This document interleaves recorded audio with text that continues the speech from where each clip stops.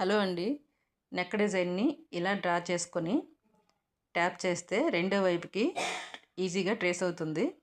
ఇప్పుడు main fabric తీసుకొని right side పైన రాంగ్ సైడ్ కింద వైపున పెట్టుకొని దానిపైన ఈ లైనింగ్ ఫ్యాబ్రిక్ని పెట్టుకొని మనం గీసుకున్న డ్రాయింగ్ పావించు దూరంలో ఇలా స్టిచ్ అనేది వేసుకోవాలి.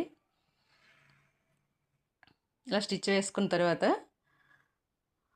మనం ఈ ఎక్స్ట్రా నెక్ పీస్ని కట్ చేసేయాలి. ఇప్పుడు కార్నర్స్లో చిన్న కట్స్ పెట్టుకొని లైనింగ్కి ఎడ్జ్లో మళ్ళీ ఒక స్టిచ్ అనేది వేసుకోవాలి. ఇలా వేసుకోవడం వల్ల నెక్ రెండో వైపుకి ఈజీగా టర్న్ అవుతుందన్నమాట. ఇప్పుడు మెయిన్ ఫ్యాబ్రిక్ పై నుంచి ఒక పావించు దూరంలో ఇలా నెక్ మొత్తానికి స్టిచ్ అనేది వేసుకోవాలి. ఈ విధంగా డ్రా చేసి స్టిచ్ చేసుకున్నారంటే నెక్ అనేది ఈజీగా పర్ఫెక్ట్గా స్టిచ్ చేసుకోవచ్చు.